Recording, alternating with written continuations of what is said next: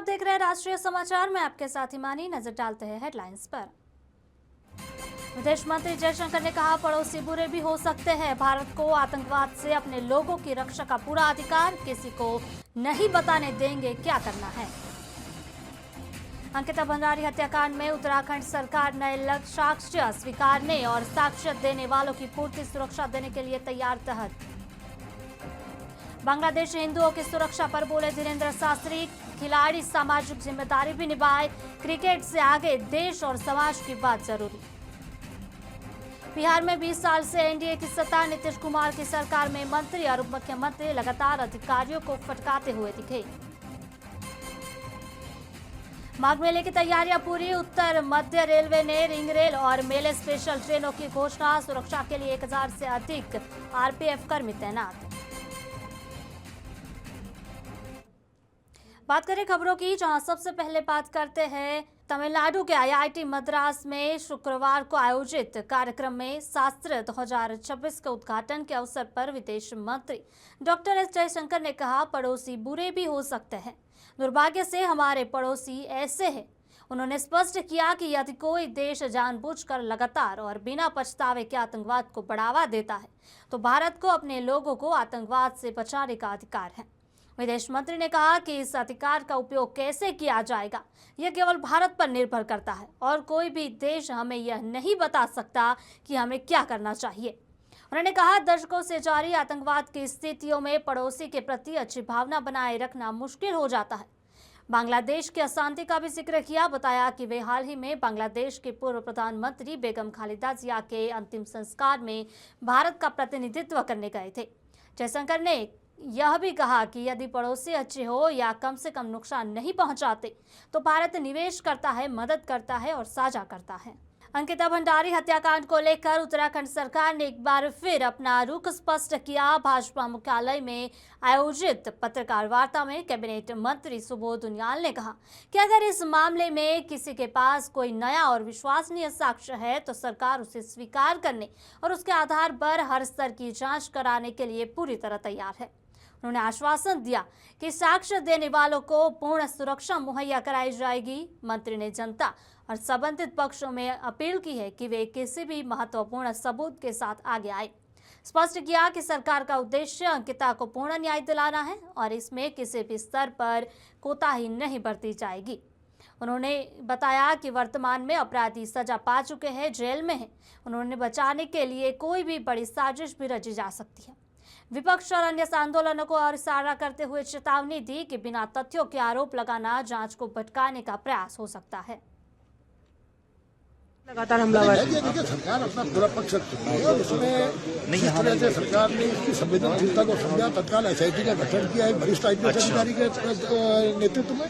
उसके बाद बाकायदा पूरी जांच की गई। जांच के समय भी कहा गया कि कोई भी साक्ष्य किसी के पास हो तो प्रस्तुत करे। फिर अल्टीमेटली उन लोगों ने एडमिट किया और ट्रायल कोर्ट में भी आजीवन कारावास मिला। उच्च न्यायालय ने भी उसको सही ठहराया और इसमें शुरुआत में भी सीबीआई जांच की बात की गई थी। जब उच्च न्यायालय ने उसको नकार दिया, उच्च न्यायालय ने कहा कि एसआईटी सही दिशा में जा रही है, किसी भी बड़े व्यक्ति को बचाने की बात नहीं की जा रही है और एसआईटी की जांच सही है। उस आदेश के विरुद्ध जब कुछ पक्ष उच्चतम न्यायालय गए तो माननीय उच्चतम न्यायालय ने भी हाई कोर्ट के आदेश को सही ठहराते हुए उनकी अपील को निरस्त कर दिया। तो ये निश्चित रूप सरकार इसमें पूरी संवेदनशीलता से, अभी एक ऑडियो क्लिपिंग जो मार्केट में है, सरकार का बहुत स्पष्ट मानना है कि अगर कोई क्रेडिबल साक्ष्य हो तो निश्चित रूप से हम जांच को तैयार है। ये सरकार का स्थिति।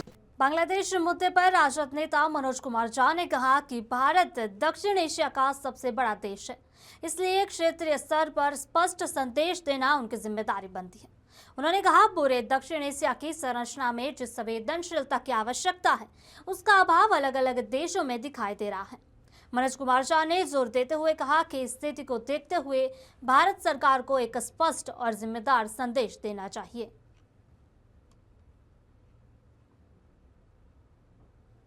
पीसफुल ट्रांसफर ऑफ पावर हुआ है तो हमारी जिम्मेवारी बनती है एक संदेश देने का। लेकिन इस पूरे साउथ एशियन जो आर्किटेक्चर है, इसमें जो संवेदना चाहिए उसका अभाव अलग अलग देशों में दिख रहा है।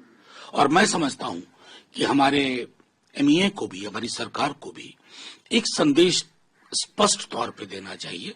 मैं स्मरण कराऊं इन्हें कि 71 में जब हालात बिगड़ रहे थे तो ऑल पार्टी मीटिंग्स कॉल की गई थी, कोई भी पहलकदमी लेने से पूर्व। क्या आज का क्षण वो क्षण नहीं है? पीसफुल ट्रांसफर ऑफ पावर हुआ है, तो हमारी जिम्मेवारी बनती है एक संदेश देने का। लेकिन इस पूरे साउथ एशियन जो आर्किटेक्चर है, इसमें जो संवेदना चाहिए उसका अभाव अलग अलग देशों में दिख रहा है। और मैं समझता हूं कि हमारे एमईए को भी, हमारी सरकार को भी एक संदेश स्पष्ट तौर पे देना चाहिए। मैं स्मरण कराऊं इन्हें कि 71 में जब हालात बिगड़ रहे थे तो ऑल पार्टी मीटिंग्स कॉल की गई थी, कोई भी पहलकदमी लेने से पूर्व। क्या आज का क्षण वो क्षण नहीं? विधानसभा के मुख्य सचेतक जोगेश्वर गर्ग ने विधायकों के स्टिंग ऑपरेशन के मामले पर कड़ा रुख अपनाया है। उन्होंने कहा, भले ही स्टिंग में पैसों का लेन देन न हुआ हो, लेकिन बातचीत में हाँ कहना भी गलत है।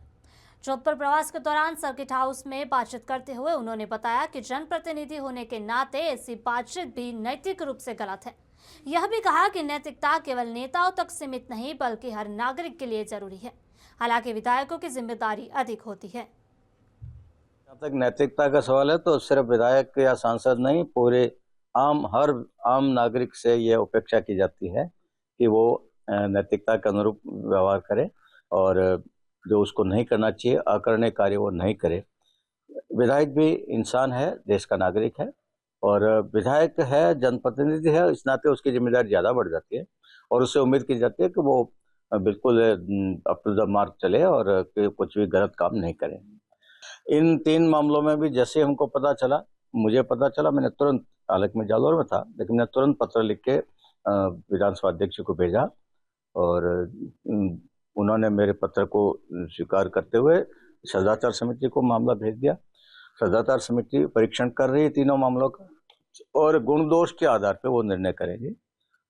निर्भर करता है कि उस शिकायत में कितना दम है, कितने तथ्य हैं। आध्यात्मिक नेता देवकीनंदन ठाकुर की टिप्पणी और सुपरस्टार शाहरुख खान से जुड़े सवाल पर प्रतिक्रिया देते हुए धीरेन्द्र शास्त्री ने कहा कि इस मामले में फैसला बीसीसीआई को करना है, लेकिन उनकी मूल चिंता कुछ और है।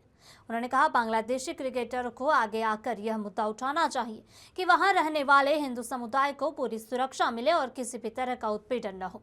उनके मुताबिक खेल का अपना दायरा और नियम होता है, लेकिन समाज और राष्ट्र के प्रति जिम्मेदारी भी उतनी अहम होती है। खिलाड़ी सिर्फ मैदान तक सीमित न रहे, बल्कि जब बात देश और समाज की हो तो आवाज उठाना भी उनका कर्तव्य है।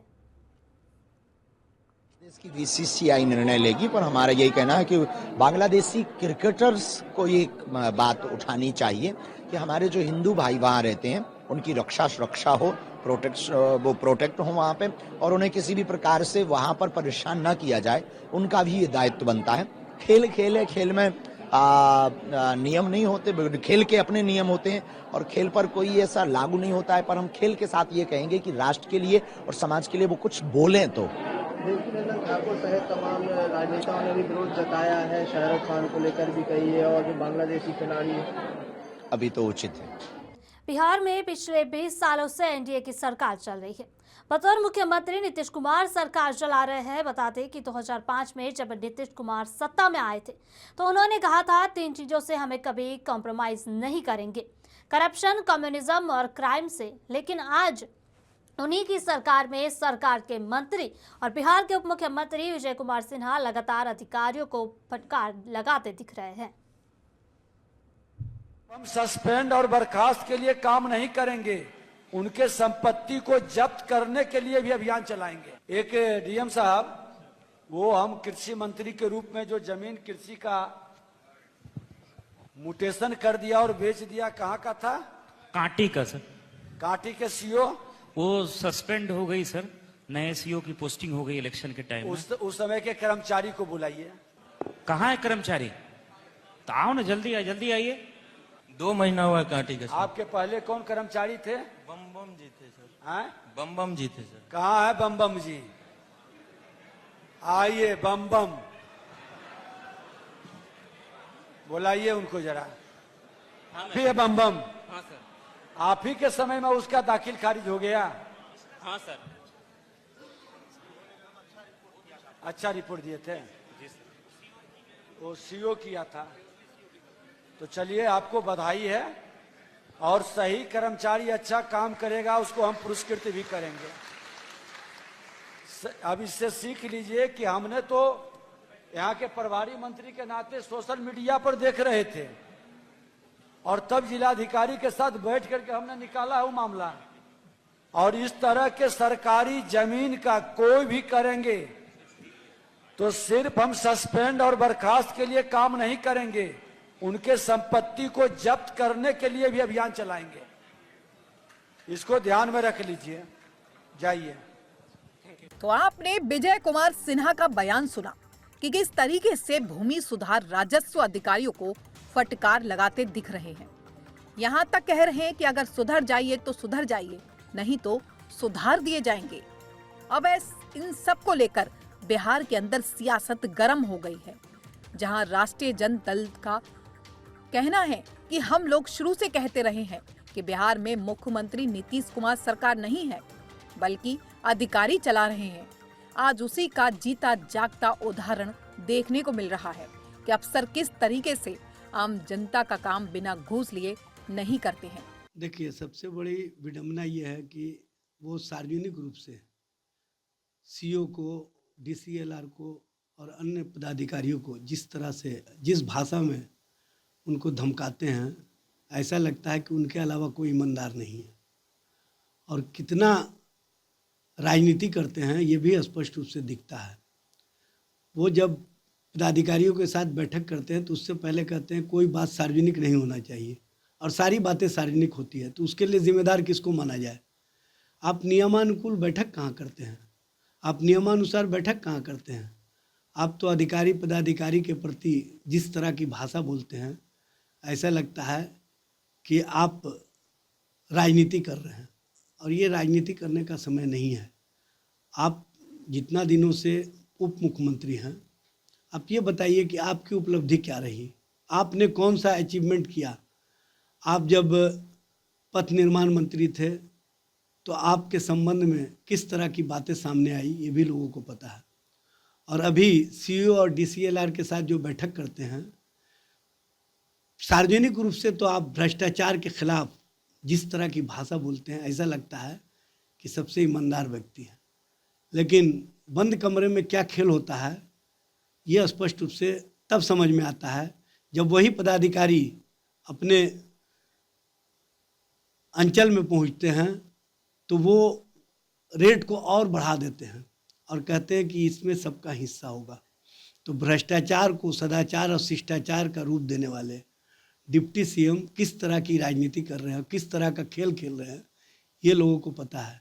तो वहीं दूसरी तरफ भारतीय जनता पार्टी और नीतीश कुमार की पार्टी जनता दल यूनाइटेड के माने तो भारतीय जनता पार्टी के विधान परिषद सदस्य जीवन कुमार ने कहा कि कोई बिहार में अफसरशाही हावी नहीं हुई है नीतीश कुमार के रहते हुए, बल्कि कुछ अधिकारी अगर गलत कर रहे हैं तो उन पर हमारे डिप्टी सीएम सवाल भी उठा रहे हैं। विपक्ष लोग लगातार नीतीश सरकार को अफसरशाही की सरकार कहते हैं, लेकिन अभी आपके जो डिप्टी सीएम है विजय कुमार सिन्हा लगातार अधिकारियों को फटकार मार रहे हैं। कभी सीईओ को क्लास लगा रहे, कभी डीसीएलआर को क्लास लगा रहे, करेगा संभल जाइए नहीं तो संभाल दिया जाएगा। यदि कहीं सीईओ से दलाली का खबर मिलता है तो क्या हम विपक्ष वहाँ कार्रवाई नहीं करें? हम वहाँ कार्रवाई करें कि नहीं करें? यदि कहीं दलाली का खबर मिलता है कि विपक्ष कहीं कहीं अधिकारी जो है दलाली कर रहे हैं, वहाँ पर पैसा लेके काम कर रहे हैं, लोगों का काम नहीं कर रहे हैं, तो इस तरह की व्यवस्था में हम विपक्ष से पूछना चाहते हैं कि क्या उस पर कार्रवाई नहीं करें? बताइए और राय दें। हम लोग यदि ऐसे अधिकारियों पर कार्रवाई करने की बात करते हैं तो उसमें नहीं बात करते हैं वो। अरे भाई, हम तो सब हमारी पार्टी में जितने अधिकारी हैं उनको जितना सम्मान दिया गया उतना तो किसी पार्टी में नहीं दिया गया है। तो ये जो है अपमान का घूट तो उनको दूसरी पार्टी में सहना पड़ा है।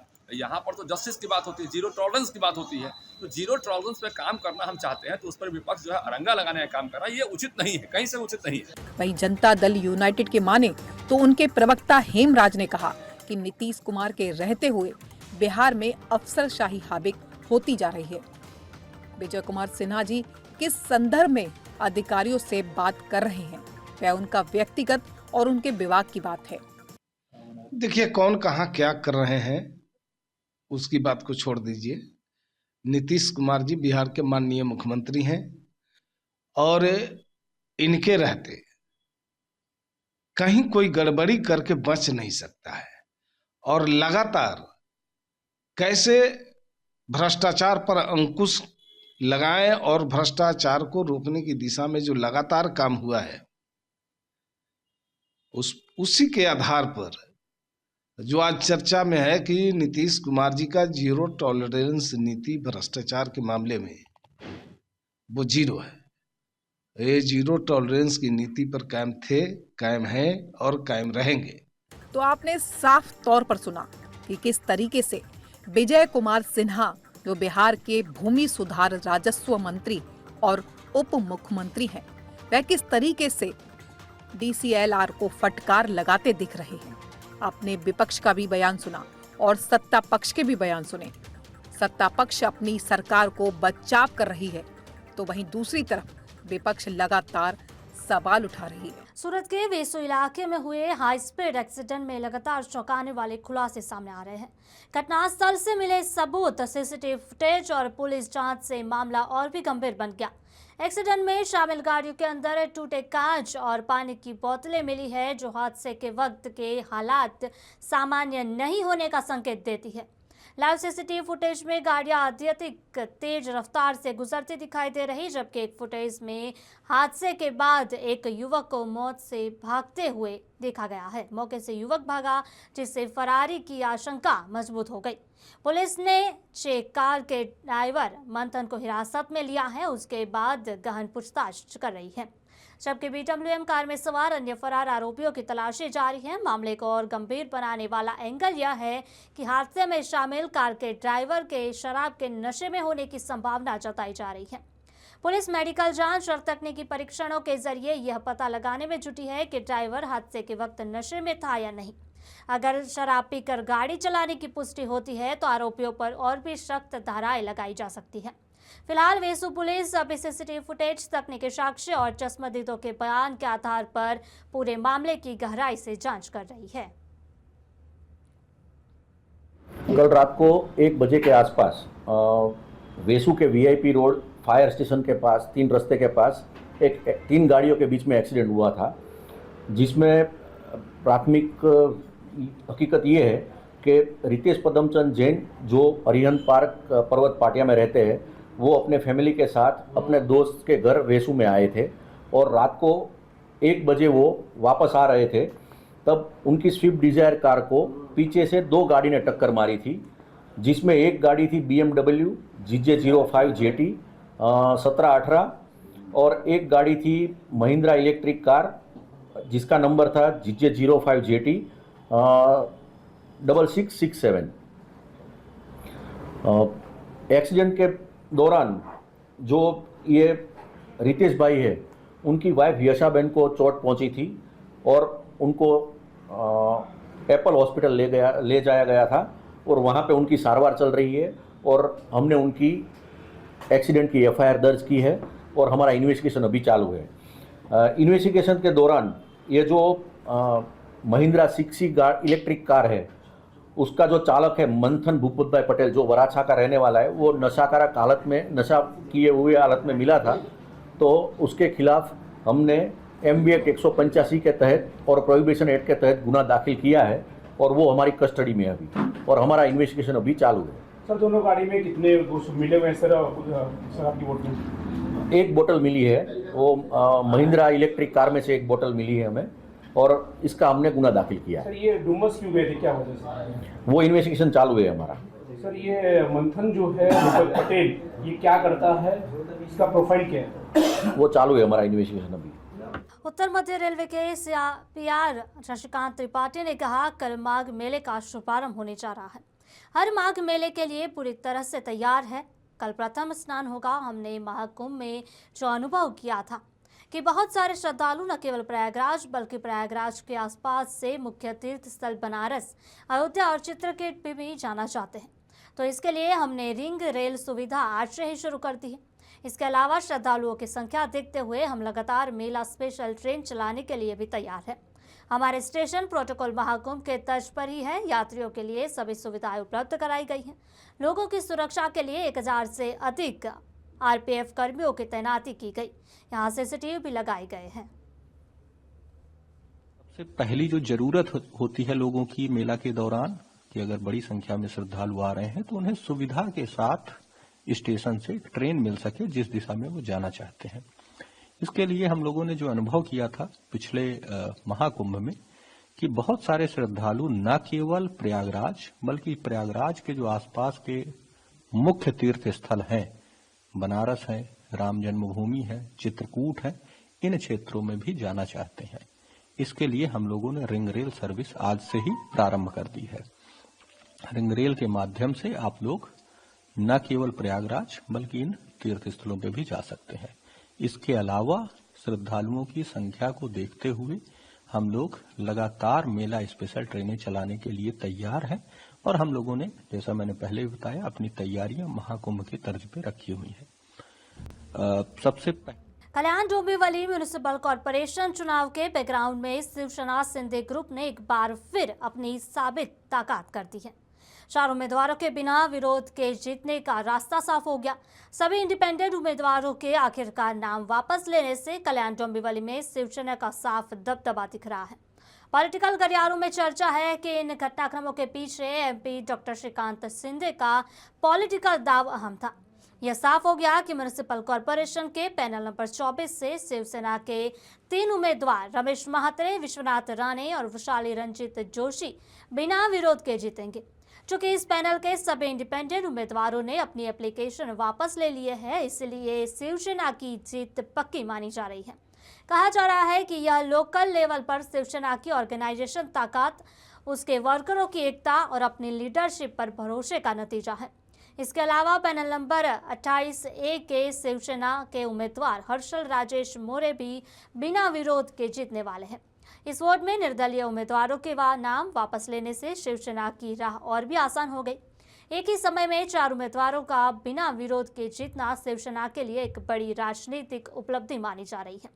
कहा जा रहा है कि इसे सफलता के पीछे सांसद डॉक्टर श्रीकांत शिंदे द्वारा बनाई गई तालमेल और बातचीत की रणनीति कारगर है।